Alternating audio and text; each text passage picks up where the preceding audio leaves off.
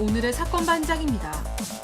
울산의 한 중학교에서 동급생을 폭행하는 학교 폭력 사건이 벌어졌습니다. 교육계 종사자인 가해 학생 부모는 쌍방폭행을 주장했지만 학폭 영상을 확인한 후 학폭을 취하했습니다. 박정현 한국교원단체 총연합회 신임 회장이 과거 고등학생 제자에게 보낸 12장 분량의 편지가 공개됐습니다. 당시 제자와의 관계 때문에 품위유지 위반으로 징계를 받았는데 박 회장은 제자에게 부적절한 처신을 한 일은 결코 없다라고 밝혔습니다. 뾰로롱 안녕하십니까. 오늘도 날은 덥고요. 드릴 말씀은 많고 시간은 앞에 프로그램이 길게 해가지고 짧고 말이죠. 자, 진실 추적자 사건 반장 시작합니다. 어제 전해드렸던 내용이죠. 부산 자갈치 신동아 시장에서 연어와 밀치회 10만 원어치를 샀는데 이 모양이었던 거. 자, 그래서 바가지 아니냐 했던 그 사건 말이죠. 횟집 사장님 저희와 인터뷰에서 죄송합니다. 이빠이 준 거다 하면서 억울해했지만 오늘 신동아 시장 상인회에서 저희한테 연락을 주셨는데 그 이빠이 사장님 영업정지 3개월 처분 내렸답니다. 아이고, 자 오늘 출연자 소개 올리죠. 예, 백다희 아나운서, 박지훈 변호사, 박상희 한국열린사이버대 교수, 김은배 전 서울청 팀장, 그리고 박준혜 수호 선생님 나오셨습니다. 안녕하세요. 안녕하세요. 예, 6.25 참전 유공자인 97 우리 아버지 전재미 농이 제일 좋아하는 게 바로 사반이에요 하신 전금선님.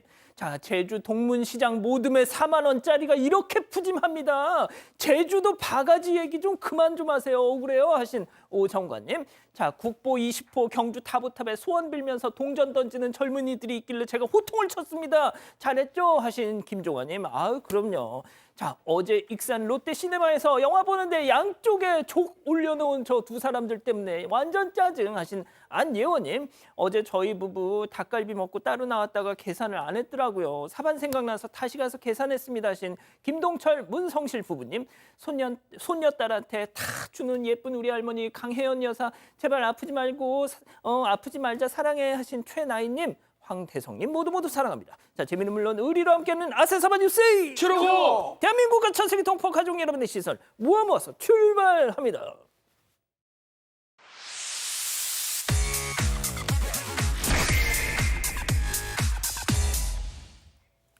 첫 번째 달려보죠. 아, 오늘 난리였어요. 사랑 없는 언행 없었다. 손흥민 선수 아버지 손흥정 감독 아동 학대 혐의로 피소.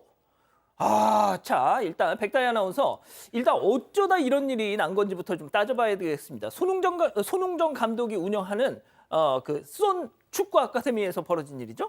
네, 맞습니다. 지난 3월 피해 아동 측이 오키나와 전지 훈련 중 한 코치에게 허벅지 부위를 코너 플래그, 경기장 모퉁이에 세우는 깃발로 가격을 당해서 전치 2주의 상처를 입었다고 고소하면서 불거졌습니다. 여기서 아동이 말하는 코치는 손흥민의 친형입니다.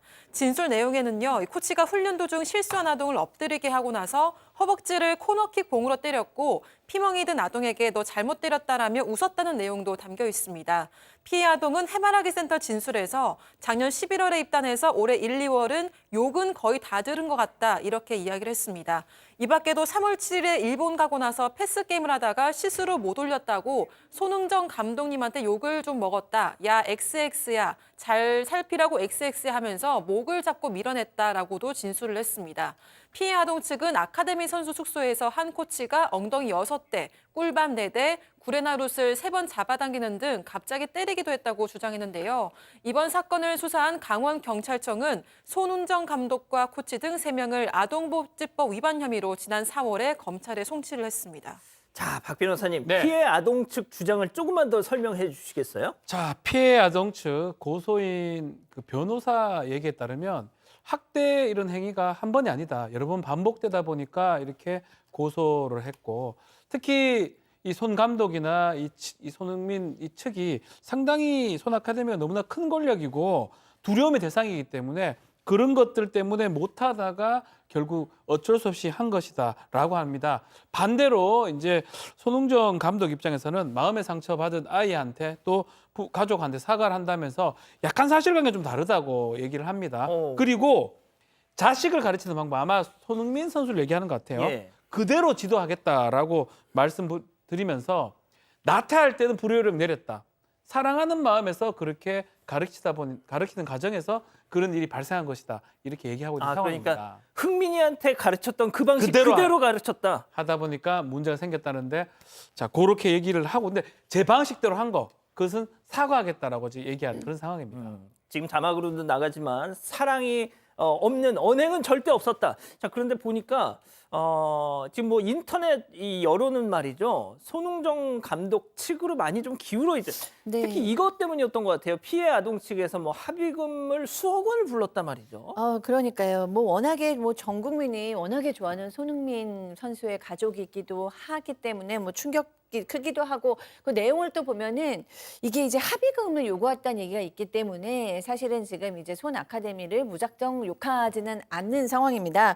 왜냐하면은 아이가 전치 2주를 받았고 아까 저희도 이제 멍 사진을 봤는데 이제 이게 정말 폭행으로 볼 수 있고 아동 학대로 볼 수 있겠느냐라는 의견과 함께 또 이제 몇 억씩이나 합의금을 달라고 얘기했다라는 것이 알려지면서 이거는 좀 뭔가 손 감독이 좀 억울한 상황 아니냐 이런 의견도 지금 많아요. 근데 이것에 대해서 이제 또 이 아동 측의 변호사는 이렇게 얘기하는 거는 도리어 마치 우리 이 피해자가 돈만 밝히는 사람인 것처럼 얘기하는 것 같은 2차 가해다라고 얘기했고요.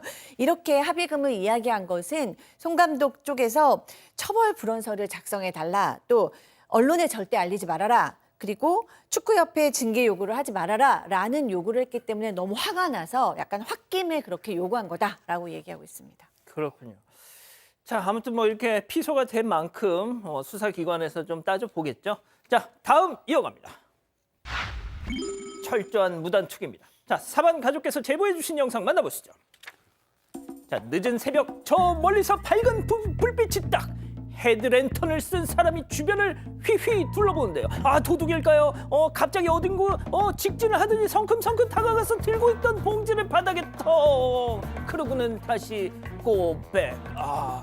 헤드랜턴까지 쓰고 쓰레기를 무단 투기하는 지금 상황을 보고 계십니다. 자, 저 열정만 있으면 진짜 수도권 매립지 쓰레기도 전부 처리할 수 있을 것 같은데요. 헤드랜턴을 쓰고 정말 정확한 위치를 찾아가서 아무 사고 없이 쓰레기를 투기하고 온 거거든요. 그러니까요. 자, 6월 14일 날 새벽 2시 반입니다. 2시 반에 일어나서 편의점 근처에서 쓰레기를 무단 투기한 사건인데 저렇게 헤드랜턴을 쓰고 와가지고 직접 버리는 모습인데 편의점 앞에 휴지, 맥주병 등 쓰레기를 무단 투기하고 도망간 모습인데 일행 2명이 더 있었다라고 합니다. CCTV에서 다 있고요. 이 경고 문구가 있어요. 단속하고 있고 신고하기 전에 쓰레기 치워라, 가져가라! 라고 지금 경고문을 붙인 상황이라고 하고요. 제보자에게 따르면 이 봉투값이 엄청 비싸요. 300원. 이 봉투값이 아까워서 또 편의점이면 옆에 가서 봉투 사면 돼요. 그 헤드랜턴 그 건전지 값보다 더 싸죠, 사실은. 그러니까. 그래서 CCTV가 있으니까 정신 좀 차려라. 신고하겠다. 이거 범죄가 될 수도 있거든요. 그러니까요. 알겠습니다. 자, 다음 또 이어가죠. 대로변에 놔주세요입니다. 이게 무슨 얘기일까요? 제보 영상 만나보시죠. 자, 매장으로 전화가 따르르르르. 제가 지금 택시 타고 가는 중인데요. 여기 JTBC 앞에 대로변에다 아메리카노 한 잔만 좀 갖다 놔줘요. 저희가 좀 바빠서 배달해드릴 수는 없어요. 가게 바로 앞이잖아요. 자, 맘약한 사장님 지금 커피 들고 배달 갔다가 지금 대로변에다 놓고 오셨어. 자, 잠시 후 카페로 통화했던 남자가 지금 왔어요.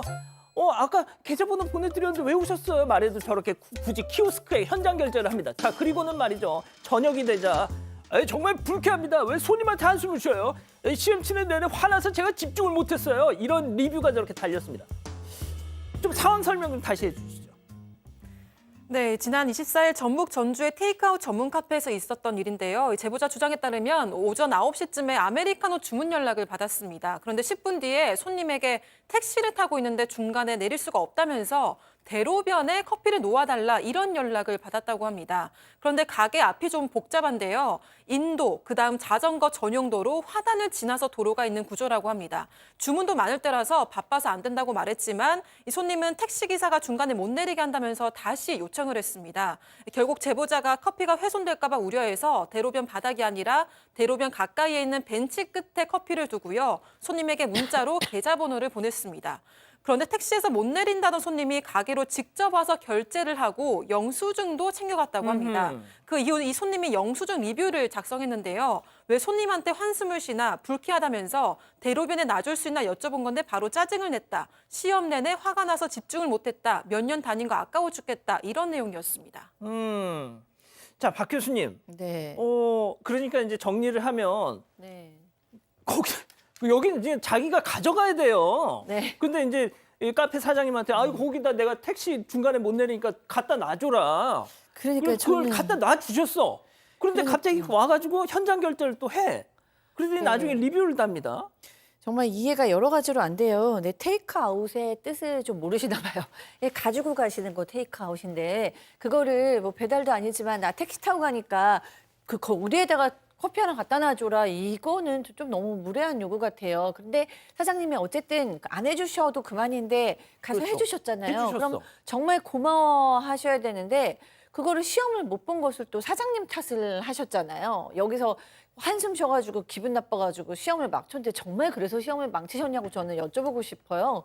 그리고 못 온다 그러셔놓고 또 왜 와서 또 계산을 하시는지 이해가 저도 안 되는데 어쨌든 사장님께서는 더 속상하신 거죠. 뭐 10배, 100배 더 속상하시겠죠. 그래서 직접 답글을 다셨대요. 그래서 택시 타고 오시면 제가 기다리고 있다 드려야 되냐 이렇게 물어보고 사람이나 차가 이 커피를 엎어버릴 수도 있는데 이 말이 되는 요구를 하셔야 하지 않냐라고도 얘기를 했고요. 또 이제 쓰시는 분은 그냥 쓰실 수 있지만 자영업자들은 상처받는다. 너무 무리한 요구는 좀 하지 말았으면 좋겠다라고 썼는데 그 분은 연락이나 움직임이 없다고 합니다. 그렇군요. 알겠습니다. 자, 다음 또 이어가죠. 2병씩 쏙쏙입니다. 자, 제보 영상 만나보시죠. 자, 가게 뒤편 웬 중절 못 쓴 남성 등장. 어디 보자. 으래 차차차차차차차차차차차.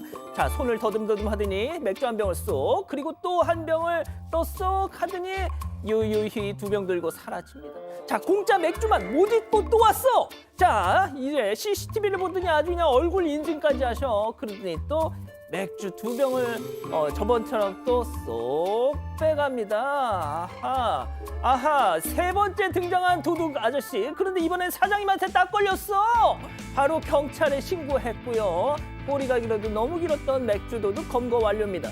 자, 팀장님, 근데 범인 잡았어요. 그런데도 사장님이 왜 저희한테 제보를 주셨을까요? 그렇습니다. 저 제보자는 경기도 화성에 있는 작년 10월에 오픈한 양꼬치집에서 일하고 있는데요.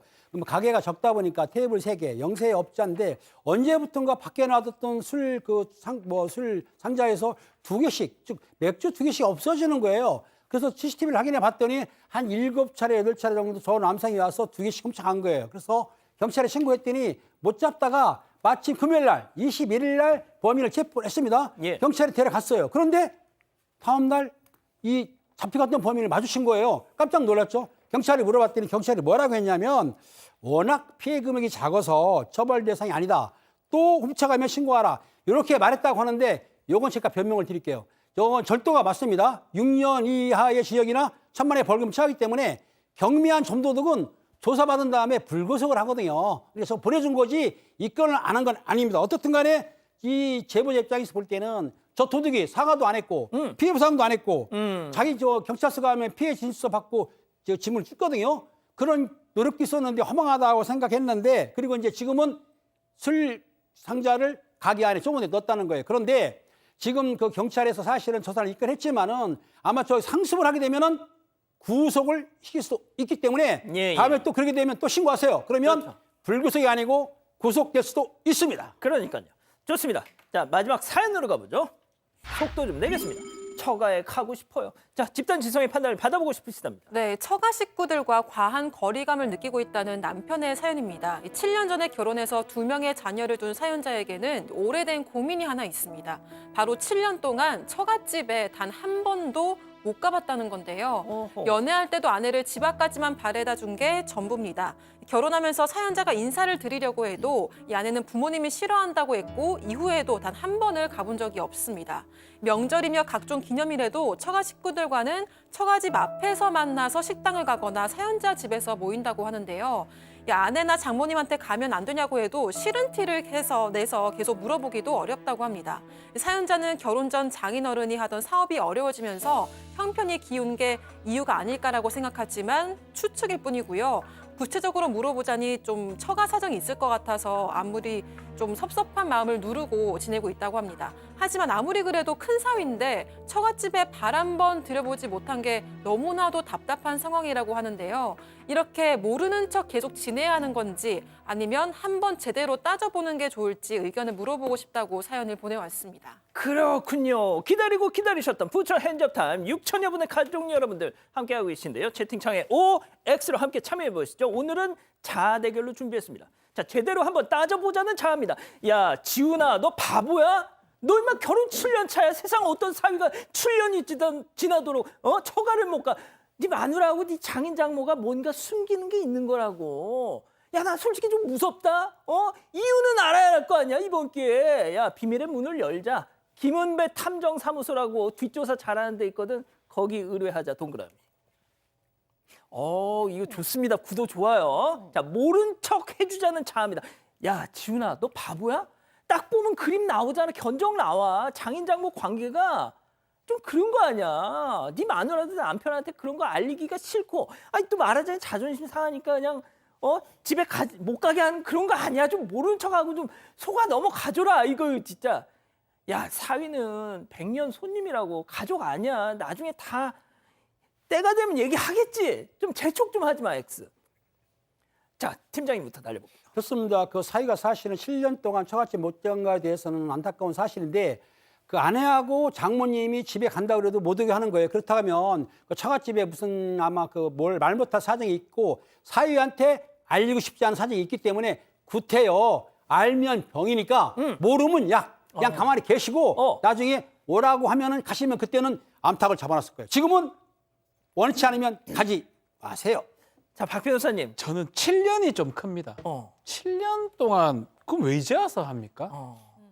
7일도 많거든요. 박 변호사님, 7월도 그럼 이렇게 많고요. 여쭤볼게요. 예. 이유가 뭘까요? 그러니까 뭔가 보여주기 싫은 게 있는 게 확실하거든요. 그런데 이제 한번 만약에 보여줬으면 모르겠는데 계속적으로 보여주기 좀 어렵기 때문에 계속적으로 거부한 상황이고 7년간 이전에 한번 조치를 취했었어야 되는데 1년이나 뭐 첫 명절 때라든지 당연히 가봤어야 되는데 그 지금 시간이 지나서 지금 7년째 갑자기 마음이 싹 변해서 한다. 뭔가 다른 갈등이 일어날 수도 있고 이왕 기다린 거 얘기는 하되 한 번 더 기다려보는 게 저는 맞지 않나. 가도 돼요. 가도 되는데 한 번 더 기다려봐도 뭐 8년, 9년밖에 안 돼요. 자, 교수님. 네, 보이기에 부끄러울 수도 있고 상처가 될 수도 있고 아니면 뭐 이제 남편이 실망할까봐 배려를 해주는 걸 수도 있고 뭐 충분히 이유가 있을 수는 있는데요.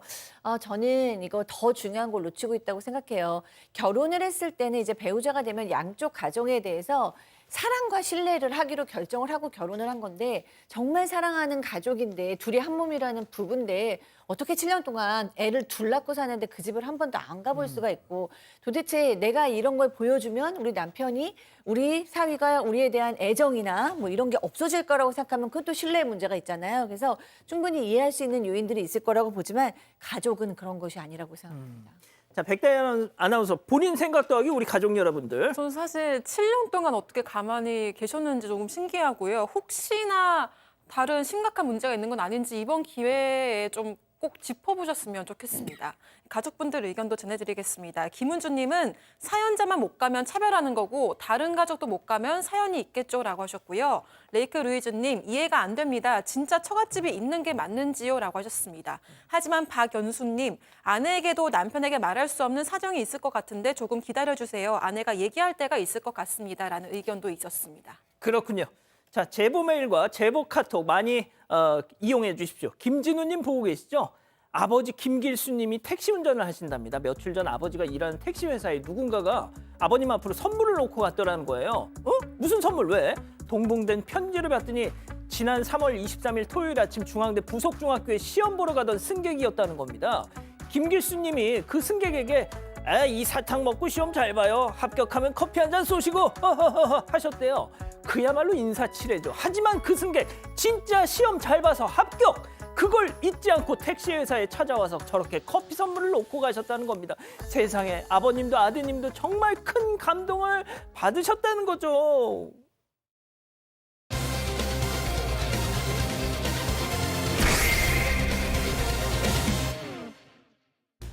울산의 한 중학교에서 동급생을 폭행하는 학교 폭력 사건이 벌어졌습니다.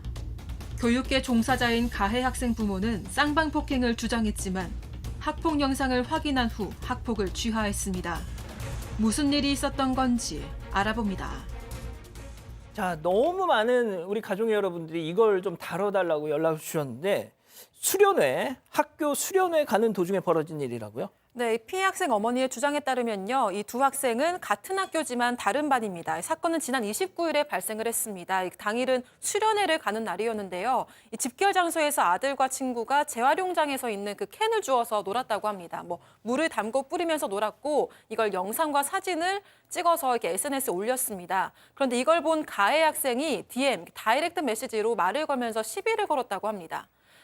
그래서 아들은 나한테 빌려간 돈이나 갚아라 이렇게 얘기를 했고요. 가해 학생이 욕설을 하면서 만나면 아무것도 못할 XX 이런 발언을 하면서 옥신각신했습니다. 그러다가 휴게소에서 다른 버스에서 내린 가해 학생이 아들을 기다리고 있었고 이 친구들과 가면서 아들의 어깨를 쳤다고 합니다. 네, 그리고 이후 아들은 화장실에서 줄을 서고 있었는데요. 이 가해 학생이 주변에 친구들이 있는 상황에서 이렇게 뺨을 가차없이 세 차례 때리고 목 쪽을 쳤다고 합니다. 도발이 계속됐지만 친구들이 가해 학생을 끌고 가면서 상황이 마무리됐다고 합니다. 자, 저 맞은 아이, 저 아이가 이 폭행 사건이 벌어지기 전에 친구들한테 뭘 부탁을 한 게 있다고요? 네, 이제 이 피해 학생 어머니 주장에 따르면 이 가해 학생과 이 아들이 DM으로 얘기를 나누다가 가해 학생이 네가 나 휴게소에서 만나야 될 거다 뭐 이런 식으로 글을 올렸고 그 친구들이 그 글을 보고 이 아들한테 얘기를 해줬어요. 그러니까 이 아들이 친구들한테 그 가해 학생 걔가 어떻게 나올지를 모르니까 혹시 무슨 일이 생기면 꼭 좀 영상을 부탁한다 이렇게 얘기를 했대요. 근데 실제로 정말로 휴게실에서 저런 폭행 사건이 벌어졌고 친구들이 이 아들의 부탁대로 영상을 찍게 된 거라고 합니다. 자, 저 사건 벌어진 날 어머님이 이 담임 선생님한테 전화 한 통을 받으셨대요. 아드님이 다른 반 친구한테 맞았어요. 자, 어머님 당연히 속상했지만 아이들끼리 살다 보면 그럴 수 있잖아요. 그냥 넘어가려고 하셨대. 자, 그런데 그 가해 학생의 이름 3글자를 딱 듣는 순간 학폭이 당장 열어달라 할 수밖에 없으셨답니다. 직접 들어보시죠. 제가 제일 처음에는 학폭위를 열지 않겠다라고 담임선생님한테 말씀을 드렸어요. 그랬는데 이 친구 이름을 얘기하는 순간 아, 얘가 또 뒤에서 괴롭히는구나라고 생각을 했고 그래서 그러면 그 친구라면 제가 학폭위를 하겠습니다라고 선생님한테 구두로 접수를 했고요. 이 친구가 계속해서 학교에서도 문제를 일으키고 친구들도 복도에서 패고 그러고 나서 맞학폭으로 항상 유도를 해서 쌍방폭행으로 넘어가고 있어요 하면서 계속해서 빠져나갔단 말이에요. 자, 이 피해 학생 어머님의 주장에 따르면은 이 가해 학생은 그 학교에서 아주 유명한 트러블 메이커였다. 그렇습니다. 피해 학생의 어머니의 주장입니다. 주장에 따르게 되면 사실 아들뿐만 아니라 다른 학생들한테 돈을 빌려고 안 주는 등 돈을 갈취하는 게 좀 있었던 것 같아요. 뿐만 아니라 이 아들 피해자 같은 경우는 반장이기 때문에 다른 얘기를 들었더니 1학년 때부터 말썽을 일으키고 싸우고 뭐 그렇게 쓴 상황인데 이 가해자가 중요한 게 뭐냐면 싸울 때마다 자기 일방적으로 때려놓고 쌍방 폭행을 유도했다는 겁니다. 쌍방 폭행이니까 피해자가 사실은 자기도 때렸다 싶었기 때문에 학폭위를 열지를 못했던 것이죠. 그런 상황인데 이번에는 어머니가 볼 때 안 되겠다. 이번에는 문제를 일으키는 걸 바로잡겠다 싶어가지고 담임사한테 학폭위 열겠다고 제보를 했고 담임도 구두로 접수했으니까 학폭위 됐기 때문에 불리조치하겠다 말했고 그리고 또 그런데 가해 학생 같은 경우에는 사건 당일 수련회장에 도착한 부모님의 차를 타고 집에 들어갔다고 하니까 어찌됐든 간에 학교에서 학폭위를 열게 되면은 이 가해자에 대해서 아마 그 처벌이 나올 거로 생각이 듭니다. 자, 피해 학생 어머님 주장에 따르면 다른 친구들과 이 가해 학생이 치고받는 일이 많았는데 그럴 때마다 나도 맞았어요.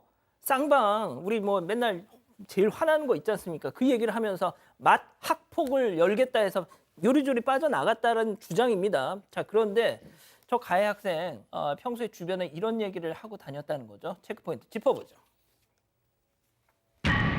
우리 아빠 장학사야 라고 했다는 겁니다. 어머님 얘기 이어서 들어보시죠.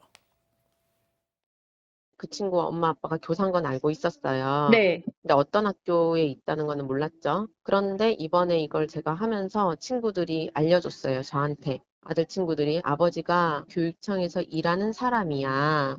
이렇게 얘기했고, 선생님들은 알고 계시지만 선생님들이 말씀을 해주시지는 못하죠. 근데 선생님들이 말을 안 해준다고 이 동네가 좁은데 모르겠어요. 예를 들어서 대통령이 내가 대통령은 아니지만 하고 울산에 나타났잖아요. 그럼 그분이 대통령인지 아닌지 우리가 모르나요? 똑같은 거예요. 박 변호사님, 예. 장학사 정말 엄청난 높죠. 권력이잖아요. 높죠. 예. 교육청 직원이다. 피해 학생 주장에 따르면 이렇게 문제를 일으켜도 누가 막아준다고 하는데 아버지라는 거예요. 가해 학생. 아버지가 교육청 장학사, 그러니까 교육청의 직원이다 이렇게 얘기가 되고 있고 그 보도도 좀 된 것 같습니다. 울산에서 이제 보도를 했던 건데 이 A군 가해 학생입니다. A군 아버지가 교육지원청의 교육 공무원이고 어머니는 이제 교사였던 것 같습니다. 이런 부분들이 좀 작동했기 때문에 맏학폭 이제 둘 다 학폭이 돼가지고 아버지가 알아서 한다고 본인도 얘기를 많이 했다고 그러고요. 사건 당일도 장학사 아버지가 학교에 전화를 많이 했다고 합니다. 이 사건 외에도 여러 사건들이 일어났는데 이 일어날 때마다 아버지가 일처리를 많이 했다고 해요. 또 이거 말고도 어떤 사연인지 몰라도 아버지를 또 아동학대로 또 고소했다는 일까지 있었다고 합니다. 아, 이 가해 학생이 자기 아버지를 네, 장학사 아버지를요. 그렇군요. 자, 저희가 이제 이 장학사 아버지, 그러니까 가해 학생의 아버지한테도 반론을 들었죠. 네, 이 가해 학생 아버지는 본인이 장학사라서 아들이 혜택을 본 것도 없고 아들이 문제를 일으킬 때마다 뭔가 막아줬다는 건 사실이 아니다라고 주장을 했습니다. 학교에 연락한 적은 있지만 자신의 직업이나 아내의 직업을 학교에서 말하고 다닌 적은 없다고 했고요. 이 아들도 아들의 친구도 말하고 다닌 적이 없다고 했습니다.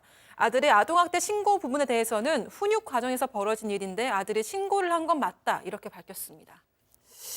자, 박 교수님 좀 설명 더 이어서 해주시죠. 네, 그러니까 이제 이 뭐 아버지의 영향력으로 이제 항상 이 학폭 문제를 피워간 것이 아니냐라는 이제 문제에 대해서 이 아버지는 뭐 억울하다, 한 번도 그런 적이 없다, 내가 영향력을 끼친 적이 없다라고 얘기를 했어요.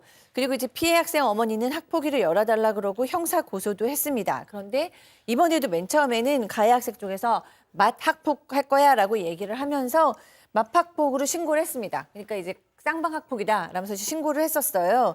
근데 이제 여러 가지로 보니까 증거도 없는 것 같고 또 문제도 뭐 딱히 없는 것 같아서 이 맞학폭 신고를 취하했다고 합니다. 그러니까 물증이 없자 취하한 건데 여기서부터 이제 이 어머니께서는 이제 본인의 아들이 이렇게 일방적으로 폭력을 한 걸 알면 이제라도 알았으면 사과부터 해야 되는 것이 아니냐라는 얘기를 하시면서 근데 사과는 직접 안 하시고 이제 이 문자만 왔나 봐요. 그러면서 이제 거기서 우리 아이가 좀 분노에 욱하는 성격이 있다. 근데 이제 좋은 성격도 많이 있으니까 좀 신문 기사화된다는 마음에 지금 너무 힘들어하고 있다. 용서를 구하겠다. 이렇게 문자만 왔다고 합니다.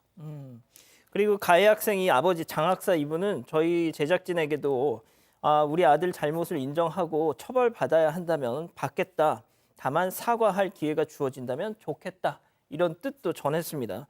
그러니까 아무튼 뭐가 됐든 이게 뭐 그 지역 언론에 보도가 되면서부터 이 가해 학생 그 아드님이 뭐 충격을 받아서 밤새 막 덜덜덜덜 떨고 있대요. 뭐 아무튼 그렇다는데 자, 박 변호사님 예. 짧게요. 자, 그런데 이 상황을 어떻게 보면 중재하고 해결해야 될 울산 교육청 그렇죠. 거기 입장이 또 황당합니다. 지역 매체에서 취재를 한 거예요. 장학사 그리고 뭐 이런 교육 지원하는 사람이 뭔가 힘을 행사했다 이렇게 보도가 되려고 하니까 어떤 얘기를 했냐면 지역 매체 취재가 시작이 되니까 가해 학생이 참 상당히 불안해한다. 불안정한 상태고 이건 뭐 큰 무리는 아니지 않느냐. 그러니까 학생 보호 측면에서 보도 여부를 고려해 달라고 아마 그 언론사에 요청을 한 것 같습니다. 에이. 그러니까 언론사가 그 전에는 사실은 좀 고민을 하다가 요 얘기하자마자 바로 보도를 결정합니다.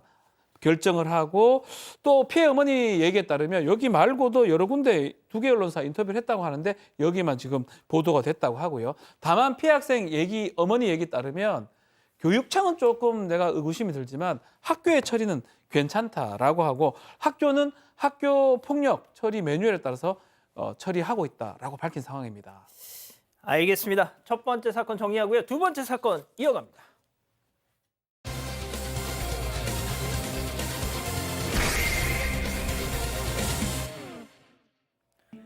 지난주 한국교총의 새 수장이 선출됐습니다. 제39대 신임 회장 박정현 교사. 교총 역사상 최연소 회장이라는 타이틀에 중학교 평교사 출신으로 더 큰 이목을 끌었는데요. 당선의 기쁨을 채 만끽하기도 전 박 회장이 과거 제자와의 관계로 징계를 받았다는 사실이 알려졌고 당시 제자와 나눈 편지들이 공개되면서 논란이 점점 더 커지고 있습니다. 제자에게 썼다는 편지에는 도대체 무슨 내용이 담겨 있었을까요? 자, 한국교원총연합회 회장. 이게 어떤 자리인지 먼저 그걸 좀 말씀을 드리겠습니다. 15만 교원의 대표고요. 교육부 장관의 카운터파트입니다. 어떤 교육 정책을 논하는 데 있어서. 그리고 아시다시피 서울 서초구 우면동 그 12층짜리 한국교총 건물 아시죠? 뭐 예산도 안주 뭐 많고. 자, 그런 교총의 수장이 된 박정현 신임 회장. 이런 논란이 나오고 있습니다. 예? 네, 지금 이제 39대 신임 회장으로 된 이 박정현 교사는요, 중학교 교사인데 교총 역사상 가장 젊은 회장입니다. 현재 44살의 최연소 회장이 됐어요.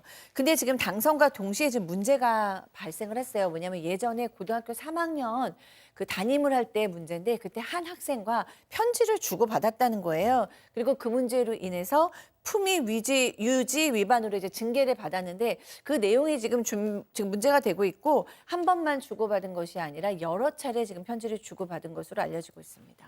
예. 자, 교사와 제자가 나눈 편지가 부적절했다. 도대체 어떤 내용이 담겼기에 그런 얘기가 나오고 또 징계 조치까지 내려졌을까 싶은데 체크 포인트 짚어보죠. 나의 여신, 저거 일본 만화 그 제목인데. 네, 이 박정현 신임 회장이 고등학교 담임으로 재직하던 시절 제자에게 쓴 쪽지와 손편지 등 총 12장이 공개가 됐습니다. 이 내용에는 학교에서 제자를 마주하게 된 상황을 묘사했는데요. 당신이 오는 시간에 엄청 떨렸다. 이런 기다림과 떨림이 사랑이 아닐까? 주변에 있는 다른 애들은 전부 소거된 채 당신만 보이더라. 당장이라도 안아주고 싶었어. 이런 내용이 담겨 있습니다. 해당 학교는 기숙학교였는데요. 기숙사 점호를 하는 상황에 만난 제자에게 너만 보인다면서 느낀 감정을 적은 거였습니다. 이뿐만 아니고요. 제자를 향해서 당신이라고 표현하기도 했고 나의 여신님, 자기라는 이런 표현도 서슴없이 등장합니다. 나의 여신님이 편지에서 나오는 거구나. 네, 그렇습니다. 또 대놓고 사랑 고백도 정말 난무했는데요. 어제보다 오늘 더 사랑하고 있다. 사랑하고 또 사랑한다. 하루 종일 아니 꿈속에서도 당신을 떠올리고 사랑하고 있다. 이렇게 적혀 있습니다. 박 변호사님. 예. 주변 애들이 속어된 채 너만 보였다. 와, 이거 진짜 그 박 변호사님도 사모님하고 연애하실 때 사랑의 감정을 느끼면서 진짜 그랬을 거 아니에요. 옆에 여자들 다 안 보이고 사모님만 이렇게 탁 보였을 거 아니에요. 학교에서 만난 게 아니라서 길거리에서 만나서 하여튼 그렇진 않은데 주변도 보였구나. 많이 보였는데 좀 다른 긴 것 같아요. 저랑 이렇게 감정은 다른 것 같습니다. 연애 편지 같다는 느낌이 많이 들지 않습니까?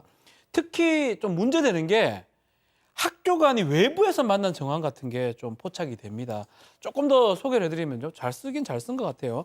우리의 추억도 참 많아요 이러면서 삼청각 주차장에서 시간을 떠올리게 되나요. 차에서 떨어지는 빗소리 그리고 당신의 향기. 이게 지금 제자한테 보낸. 이거 연애 편지라 그러면 이거 잘 썼네 이럴 수 있는데 제자한테 보냈고 여기에다가 좀 문제되는 게 당신의 남자, 자기의 남자 이렇게 좀 지칭하는 표현들도 다수 있습니다. 그래서 좀 연애 편지 이런 좀 느낌이 아닌가 생각이 드는데 더 문제가 있어요.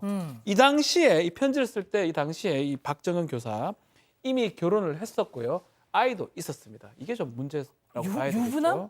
네. 박 교수님. 네. 그런데 더 충격적인 건 뭐 이 편지를 보낸 행위 그리고 내용. 근데 그때 2013년 당시에도 이게 문제가 됐었다면서요. 네, 그때도 이제 견책 처분을 받고 다른 중학교로 이제 전근을 가게 됩니다. 그리고 이 내용에 보면은 정말 너무 어이가 없어요, 사실. 고3 제자고 고3이면 이제 대학도 가야 되는 애고 그런데 미성년자잖아요. 근데 미성년자 아이한테 뭐 당신 이런 표현도 사실 너무 부적절하고요. 사랑한다, 뭐 향기 안아주고 싶다 이런 말도 너무 부적절합니다. 그러니까 선생님이 제자한테 썼으리라고는 생각할 수 없는 지금 식구들이 너무 많은 상태인데다가 그 정도가 끝나는 게 아니라 그 당시에도 지금 이 박 회장이 유부남이었고 아이의 아빠였다는 거잖아요.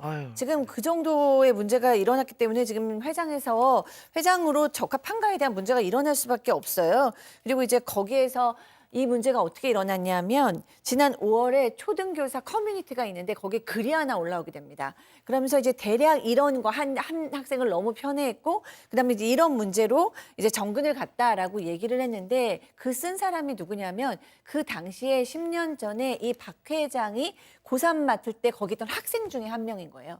그 학생 중에 한 명이 선생님이 되어서 그 현장을 다 보고 나서 쓴 글이 문제가 된 겁니다. 그러면은 그 당시 학생들은 그 내용, 저 내용을 다 알고 있었다는 얘기네요. 네, 그래 보입니다. 지난달 10일 한 온라인 커뮤니티에도 한국교총회장 후보의 과거 성추행이라는 제목의 글이 올라왔습니다. 작성자는 고등학교 친구가 한국교총회장 선거에 나온 후보가 과거 학생이 원하지도 않은데 껴안고 불편한 신체 접촉이 있었던 선생님이다라고 했다고 주장을 했습니다. 10년이 지난 지금 교총회장 후보로 나와서 사진을 보고 놀랐다고 하는데요. 해당 글은 다음 날에 바로 삭제됐습니다. 작성자는 삭제 이유에 대해서 조회수가 많아져서 부담스러워 삭제했지만 선생님이 고3 담임을 하다가 9월 1일자로 학교를 옮긴 게 맞고 학교에서 유명한 분이라 충격을 받았었다고도 했습니다. 또 여학생과 관련된 건 사실이라면서 그런 사실을 숨기고 뻔뻔하게 대외 활동을 했다는 게 놀랍다고도 덧붙였습니다. 또 논란이 된 후 기사 댓글에도요. 선생님, 제자들은 다 기억합니다. 졸업생들이 가만히 있지 않을 겁니다. 창피합니다라면서 당시 제자로 추정되는 사람들이 글을 적고 있습니다. 자, 박 변호사님, 예. 이게 교총 회장이기 때문에 문제가 되는 거잖아요. 그렇죠. 뭐 또 후보자 신분 때 이 징계를 좀 받았는데 그 얘기를 밝힌 바는 있습니다. 본인은 어떻게 좀 설명했냐면 특정 학생 지금 과하게 편애한다는 학부모 민원이 있었다고 합니다. 그 민원이 제기됐기 때문에 품위 손상, 선생님 교사 품위 손상 이후로 견책이라는 징계를 받았다라고 얘기를 하고 있고요. 다만 자신은 좀 변명을 좀 하고 있어요.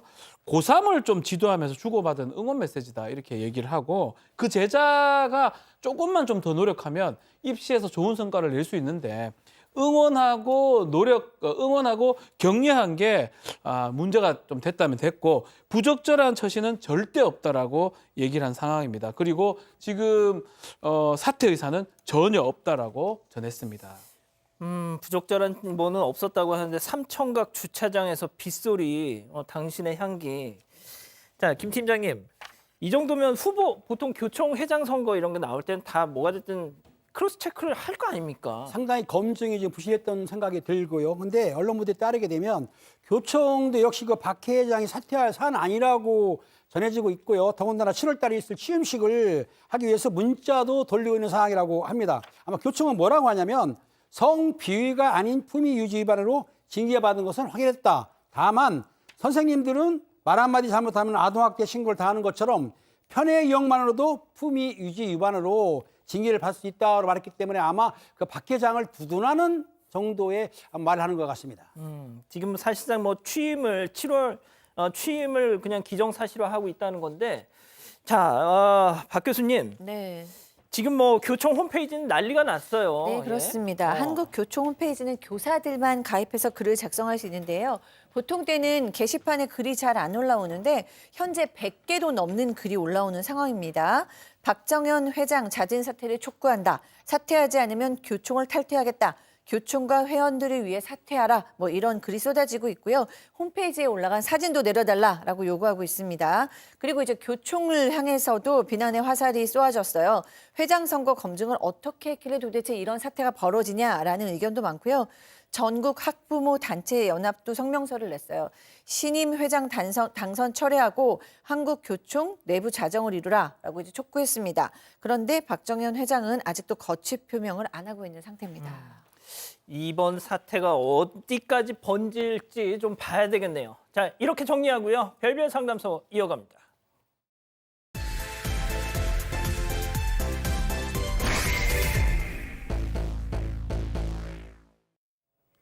일 년에 한 번씩 제사 준비에 바쁜 가족들.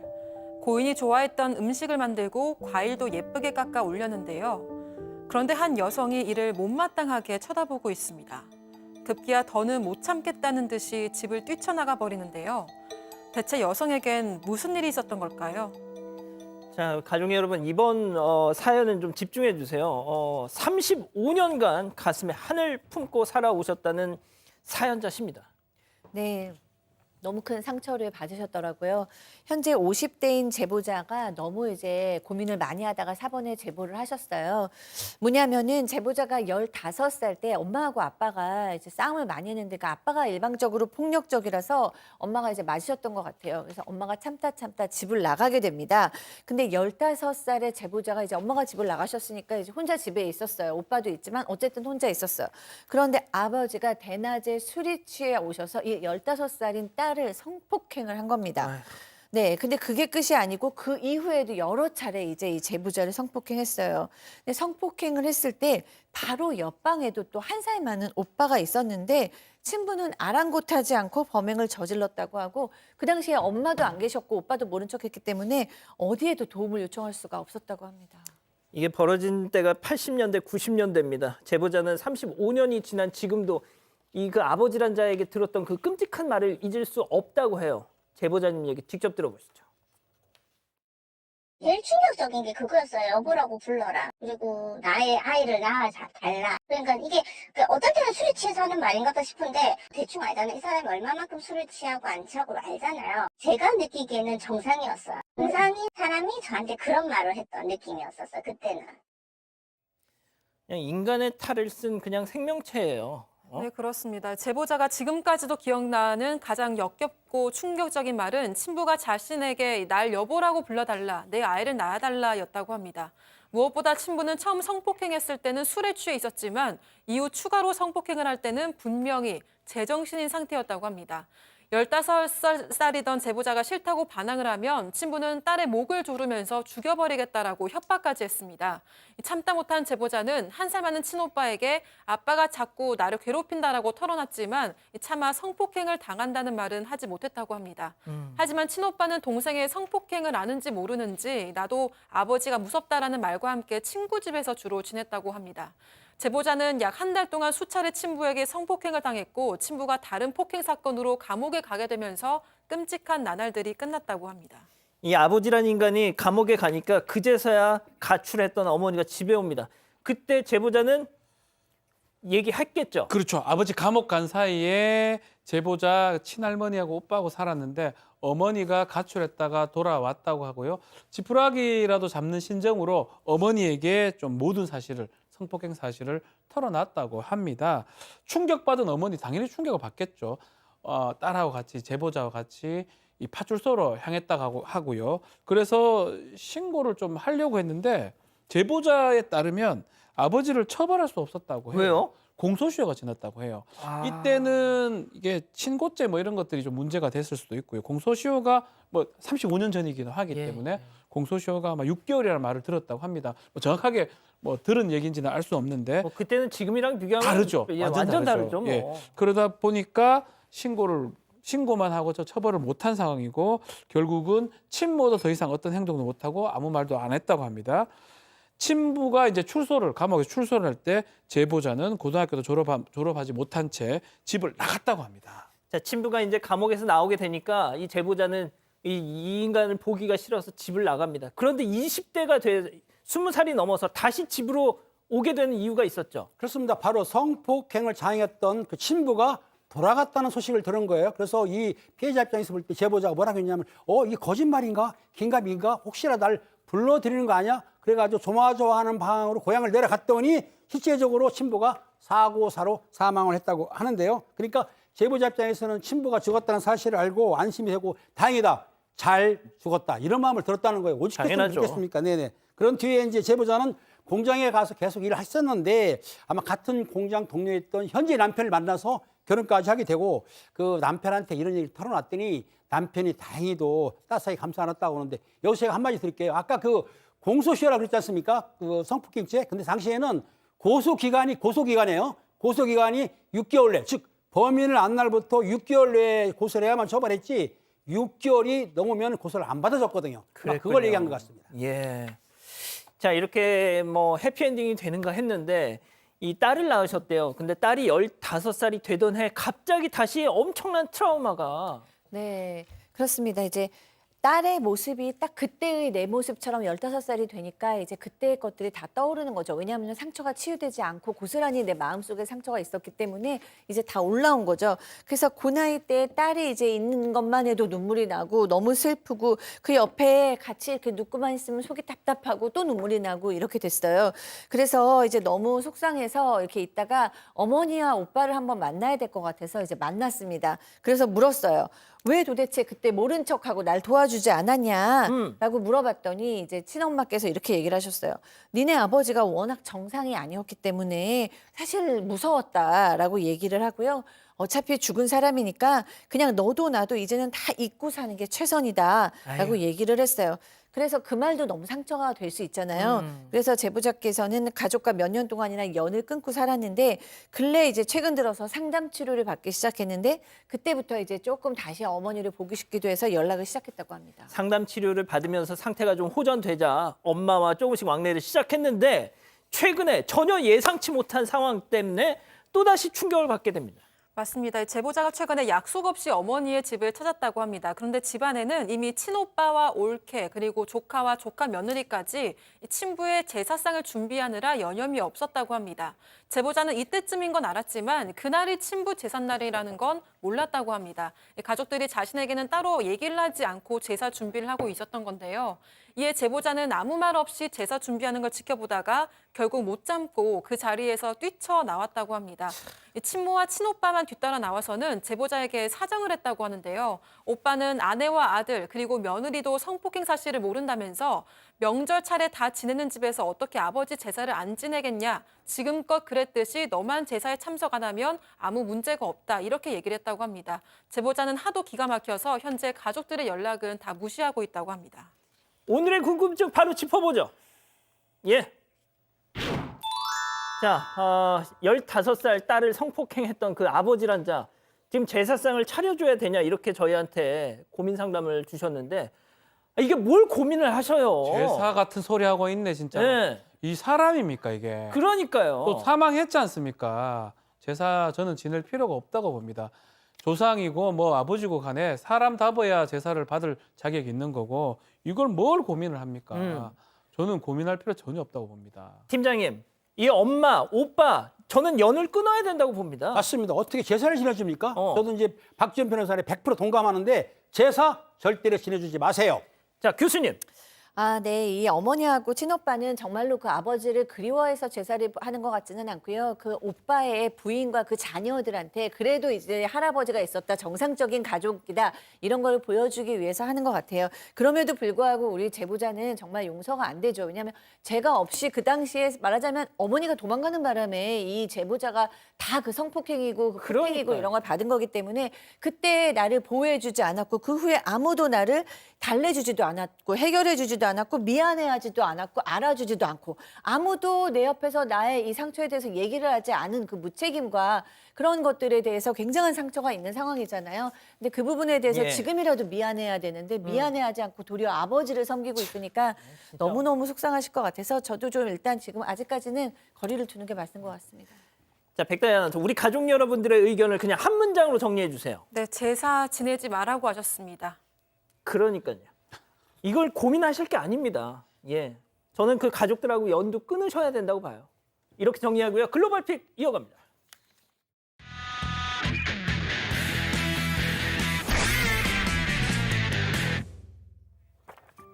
이탈리아입니다. 선반 위에 올라간 고양이가 벽에 걸린 강아지 사진을 뚫어져라 쳐다보고 있습니다.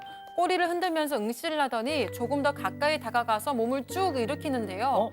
그리고 팔을 뻗어서 강아지 얼굴을 연신 부드럽게 쓰다듬고 있습니다. 왜 저 강아지 뭐예요? 네, 사실 사진 속 강아지와 고양이는 한 가족이었습니다. 원래 강아지가 살고 있었고 최근 고양이가 새로 입양돼서 온 건데요. 이 둘은 종은 달랐지만 서로를 보듬어가면서 끈끈한 우정을 나눴습니다. 하지만 가족이 된 지 10개월 만에 나이가 많았던 강아지가 병에 걸리면서 갑자기 세상을 떠나고 말았는데요. 세상에. 네, 강아지별로 떠난 강아지를 기억하기 위해서 사진을 걸어뒀는데 고양이가 이렇게 쓰다듬는 걸 발견한 겁니다. 세상에. 말은 못해도 마음속으로는 친구를 많이 아유. 그리워한다는 걸 알게 된 가족들은 이 모습을 보고 많이 울었다고 합니다. 영국으로 가보시죠. 손님들이 야외 테라스에서 식사를 즐기고 있습니다. 그때 모자와 마스크로 무장한 여성이 한 테이블로 슬그머니 다가오죠. 들고 있던 종이를 올려놓고 손님들이 먹던 음식을 가리킵니다. 마치 음식 좀 얻어 먹을 수 없겠냐고 하는 것 같은데요. 에이. 당연히 거절당했고 당연하죠. 할 수 없이 자리를 떠났죠. 근데 혹시 뭐가 달라졌는지 안 보입니까? 안 보여요. 자, 다시 한번 자세히 보겠습니다. 여성, 손님이 놓은 휴대전화 위에 종이를 살짝 올려놓았습니다. 다시 종이를 걷어갈 때는 감쪽같이 없어졌습니다. 아니. 음식 구걸은 미끼였고요. 진짜 목적은 휴대전화였던 거죠. 아하. 그 손님도 뒤늦게 도둑 맞은 걸 알고 당황을 했는데요. 황당했는데요. 자, 아직도 못 찾았다고 합니다. 아유, 다음 또 살아있죠? 도둑 사건 이어가시죠. 자, 우비를 쓴 남성이 어떤 기계 같은 것에 굵은 밧줄을 칭칭 두릅니다. 그러더니 밖으로 나갑니다. 근데 밧줄이 확 당겨지면 기계가 펑 하고 뜯겨져 나갑니다. 예. 또 들어온 남성들 다시 밧줄을 묶습니다. 한 번 더 꽝 세게 끌어 아예 부동강을 내어 버립니다. 걔네 근데 뭐 하는 거예요? 저 기계 정체 바로 현금 인출기예요. 당 큰 도둑들이 차량에 밧줄을 연결해서 기계를 통째로 끌어내려고 했던 겁니다. 경찰이 출동하면서 도둑들의 범행 미수에 그쳤고요. 바로 달아나 버렸던 겁니다. 그렇군요. 안마가 끝났습니다. 안마 후에도 안전하게 국내 최초 리클라이닝 안마 베드 코웨이 비넥스.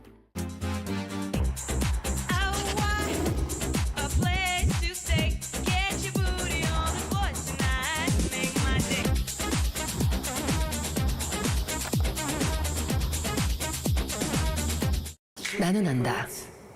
어떻게 하면 하루가 근사해지는지, 시도 때도 없이 운동하는지, 더 강한 내가 될 수 있는지 나는 안다. 나는 안다르. 이건 비빔밥의 레볼루션.